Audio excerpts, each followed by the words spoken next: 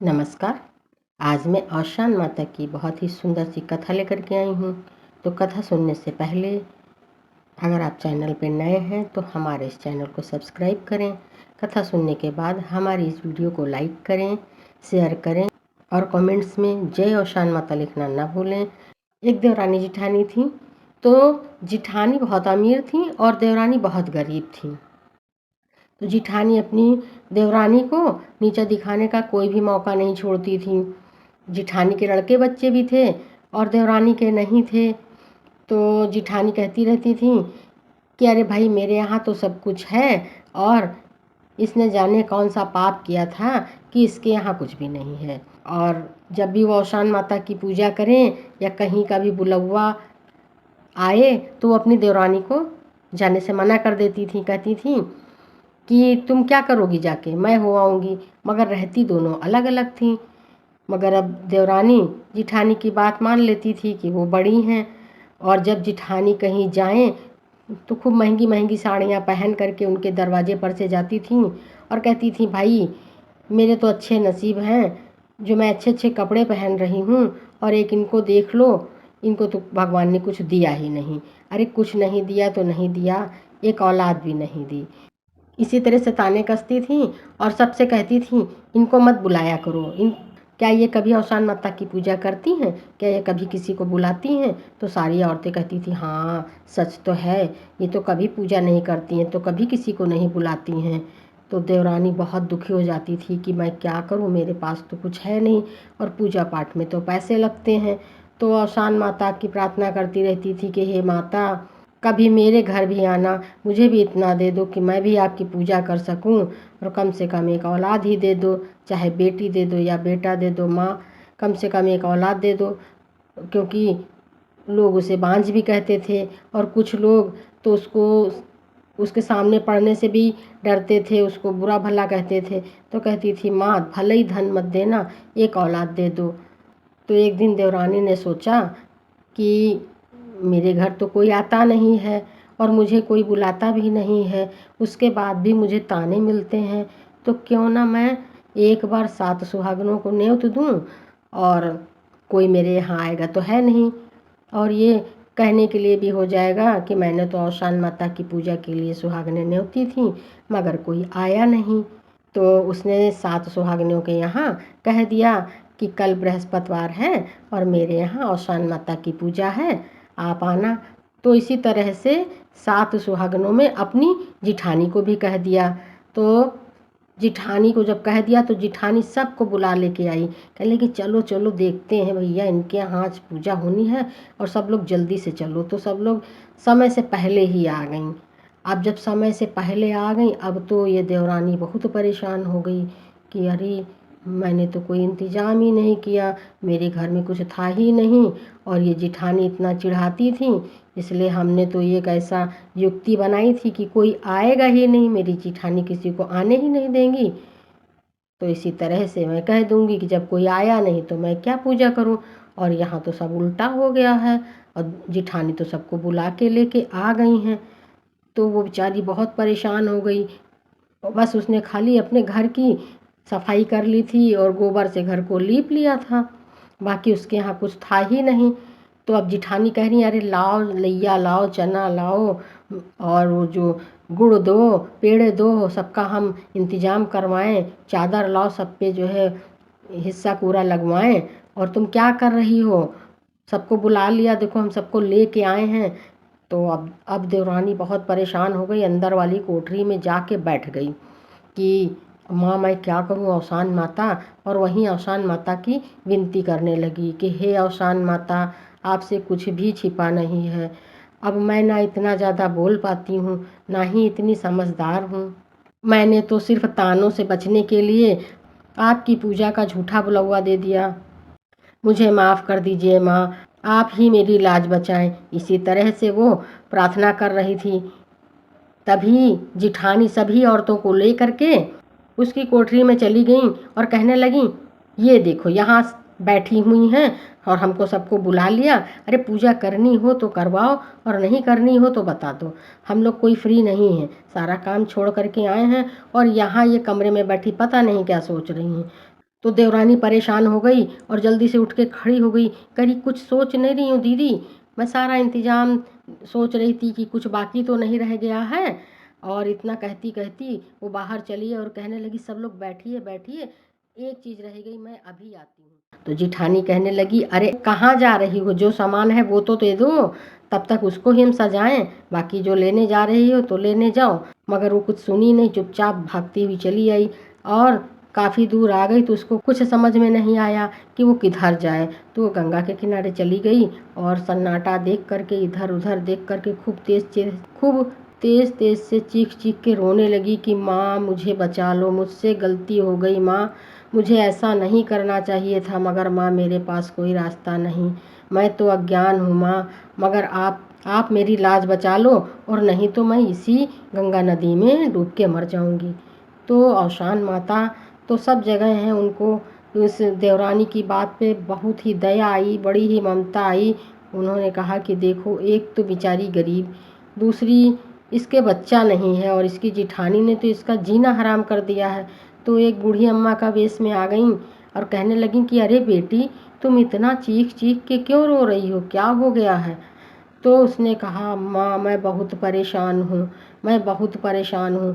तो औशान माता ने कहा हाँ बेटा वो तो देखकर ही लग रहा है कि तुम बहुत परेशान हो, ऐसा क्या हुआ है। तो उसने अपनी सारी कहानी सुना दी। कहने लगी मेरी तो कुछ भी समझ में नहीं आ रहा है, मैं क्या करूँ। और वही बूढ़ी अम्मा के पैरों में लिपट कर रोने लगी। तो माँ को बहुत तरस आया। वो जो बूढ़ी अम्मा थी औशान माता के वेश में, वो कहने लगी कि परेशान न हो, मैं ही औशान माता हूँ और तुम बिल्कुल परेशान न हो। तुम ये गंगा नदी में जो रेत है वो जितनी ज़्यादा से ज़्यादा हो सके अपने आंचल में भर लो और अपने घर में अंदर कोठरी में जाना, किसी बर्तन में या चादर में इसको गिरा देना और इसी का प्रसाद बन जाएगा और तुम अपने वहाँ पर सुहागिनों को पूजा कर देना, तुम बिल्कुल परेशान न हो। तो वो खुश हो गई। तो देवरानी खुश हो गई और वो जा कर के गंगा नदी से रेत अपने आंचल में भर ली और आंचल में भर ली, घर आई तो सारी औरतें जिठानी खूब ज़ोर ज़ोर से चिल्लाने लगीं, अब देखो हम लोग सब आ कर के बैठे हैं, अब ये पता नहीं कौन सा इंतज़ाम करने गई थी, पता नहीं क्या अपने आंचल में ले कर के आई हैं। मगर देवरानी कुछ नहीं बोली, चुपचाप कोठरी में चली गई और एक चादर पे उसने वही आंचल को खाली किया। तो देखा लैया चना गुड़ पेड़ा चूड़ी बिंदी सिंदूर और पूजा धूप सब कुछ, जो भी पूजा की जितनी भी सामग्री होती है, फूल गंगा जल सब कुछ वहाँ पर उसमें उपस्थित था। अब तो देवरानी बहुत खुश हो गई और माता की जय जयकार करने लगी और उसने कहा कि चलिए पूजा करिए चल के। अपनी जिठानी से कहा दीदी चलिए पूजा करवाइए चल के। अब जिठानी ने जब देखा इतना ज़्यादा सामान है तो उनकी तो बोलती ही बंद हो गई। वो तो फटी फटी आंखों से अपनी देवरानी को देख रही थी कि ये इतना सब लाई कैसे, इसके पास पैसे कहाँ से आए, यही सोच रही थी। और पूजा की तैयारी हो गई भाई, सबने पूजा की, कथा कहानी हुई, पूजा हुई और सब अपने अपने घर चली गईं, अपने अपने घर चली गईं। जिठानी भी अपने घर चली गईं और साल भीतर ही देवरानी को एक बहुत ही सुंदर पुत्र रत्न की प्राप्ति हुई। तो देवरानी बहुत प्रसन्न हुई और उसने कहा ये हो ना हो, मेरी औसान माता ने ही मुझे ये बेटा दिया है, उन्हीं की कृपा से मुझे ये बेटा हुआ है। तो उसने औसान माता की पूजा करवाई और फिर अपनी जिठानी को बुलवाया। तो जिठानी जब आई तो जिठानी कहने लगी कि ये बताओ तुमको बेटा कैसे हो गया और तुम्हारे पास इतना धन कैसे हो गया, मैं तो कब से पूछना चाह रही थी, मैंने पूछा नहीं, मगर अब तुम ही बता दो। तो देवरानी तो बहुत सीधी थी, उसे कोई चालाकी नहीं पता थी। तो उसने कहा दीदी ये सब आपकी वजह से हुआ है, आप इतना ताने मारती थीं, इतना चिढ़ाती थीं और आप बार बार कहती थी कि अरे कभी पूजा तो करती नहीं, तो मेरे यहाँ तो कुछ था ही नहीं। जिठानी सोचने लगी अरे अगर ऐसा करने से धन मिलता है तो मैं भी यही करूँगी। अब तो जिठानी भी दूसरे बृहस्पति को सारी सुहागनों को बुला लाई और बुला लिया, अपनी देवरानी को भी बुला लिया और कोई तैयारी नहीं की। जब सुहागनें आ गईं तो भाई कहने लगी कि लाओ भाई चादर दो, लैया दो, चना दो, सब चीज़ को साफ़ सफाई करके हिस्सा पूरा लगाया जाए, पूजा की तैयारी की जाए। तो अब ये भी भैया भाग गई वही गंगा के किनारे और वहीं ज़ोर ज़ोर से रोने लगीं, ज़ोर ज़ोर से रोने लगीं। तो औशान माता बूढ़ी अम्मा के वेश में प्रकट हुई और कहने लगी कि बेटी क्यों रो रही हो। तो कहने लगी कि मैं तो बांझ हूँ और मेरे कोई धन दौलत नहीं है। सारी गांव की औरतें और मेरी देवरानी चिढ़ाती थी कि क्या ये पूजा भी नहीं कर सकती। मैंने झूठ में ही सुहागनों को बुला लिया। अब सुहागन आ गई हैं, मेरे घर में तो कोई व्यवस्था नहीं है और माँ अब मैं इसी गंगा में डूब के मर जाऊंगी। तो औशान माता ने कहा, अरे नहीं बेटी, तुम क्यों गंगा में डूब के मरोगी। जाओ तुम रेत ले लो और चादर पे या किसी भी बर्तन में, गहरे बर्तन में डाल देना। जाओ औशान माता का नाम लेकर के तुम पूजा कर लो जा करके, तुम क्यों कूद के मरोगी। अब तो इन्हें तो पता था कि जो है औशान माता की कृपा से ये सब सोने चांदी में बदल जाएगा। तो उन्होंने अपने आंचल को खूब बड़ा सा कर लिया और बहुत ज़्यादा सी रेत जो थी गंगा नदी की रेत भर ली और भरने के बाद में इतनी भारी गठरी हो गई कि ये आंचल पे लेके नहीं आई, अपने सिर पे रख ली।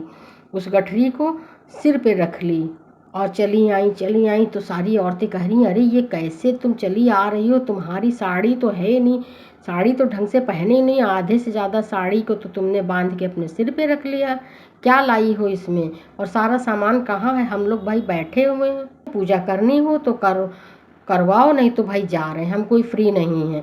तुम पता नहीं क्या कर रही थी। तो ये कुछ नहीं बोली और अपनी कोठरी में चली गई और वहाँ जा कर के एक चादर पे इन्होंने अपनी वही गठरी खोल दी, सिर पे जो रखी थी साड़ी की गठरी खोल दी। जब गठरी खोल दी सोचने लगी इसमें तो खूब हीरे मोती होंगे, मैंने तो कस के भर लिया। और मेरी देवरानी तो एकदम, अक्ल तो इसको थी नहीं, थोड़ा सा ही लेके आई थी, मैं तो इतना ज़्यादा लेकर के आई हूँ, भले ही मैं थक गई हूँ मगर मैं तो बहुत लेकर के आई, मुझे तो बहुत मिलेगा। अब जब उन्होंने खोला तो उसमें से कीड़े मकोड़े, सांप बिच्छू बरैया ततैया सब वही निकल आया और मेढक कछुए।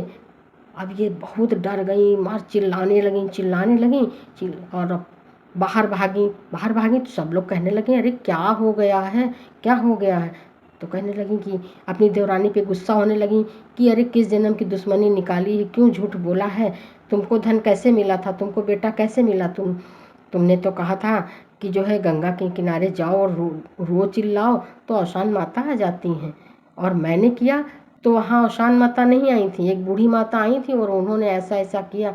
तो देवरानी कहने लगी कि दीदी आपके पास किसी चीज़ की कमी तो थी नहीं, आपको ऐसे करना ही नहीं चाहिए। अब हमारे पास तो धन की कमी थी और आप इतना पीछे पड़ी थी, कहती थी क्या ये औशान माता की पूजा नहीं कर सकती हैं, और इसीलिए मैं परेशान हो गई तो वहाँ जा कर के रोने लगी। तो औशान माता ने मेरी मदद की। तो सभी औरतें कहने लगी, हाँ तुम्हें ऐसा नहीं करना चाहिए, तुम्हारे पास क्या किसी धन की कमी थी और तुमने ऐसा क्यों किया। अब तो वो बहुत परेशान होने लगी और अपनी देवरानी से कहने लगी कि अब तुम ही बुलाओ औशान माता को, क्योंकि इतने ज़्यादा सांप बिच्छू ये केकड़ा ये हम लोग कहाँ उठा पाएंगे, और तुम ही उनकी सच्ची भक्त हो, तुम ही बुलाओ। तो उसने सच्चे मन से औशान माता को याद किया और कहा, माँ जो भी गलती हुई हो माफ़ कीजिए और अपना ये बिखराव समेट लीजिए। तो औशान माता वहाँ पर प्रकट हुई और उन्होंने जिठानी से कहा कि तुमने ये जानबूझ करके किया था, इसीलिए मैंने ये सब कुछ कर दिया, क्योंकि धन तो तुम्हें पहले से था, औलाद भी तुम्हें पहले से थी, तो मैं तुम्हें क्या देती। तो जिठानी को अपनी गलती समझ में आई और जिठानी ने माता से अपनी गलती की माफ़ी मांगी। माता ने आशीर्वाद दिया, दोनों देवरानी जिठानी प्यार से रहने लगीं और समय समय पर औशान माता की पूजा करती, हर खुशी के समय औशान माता की पूजा करती। तो इस तरह से कथा तो पूरी होती है, संपन्न होती है। बोले औशान माता की जय। और जाते जाते चैनल को सब्सक्राइब करें, वीडियो को लाइक करें, कमेंट्स करें और कमेंट्स में ये ज़रूर लिखें कि हमारी ये कथा आपको कैसी लगी, और एक बार प्रेम से बोलें, जय श्री कृष्णा, राधे राधे।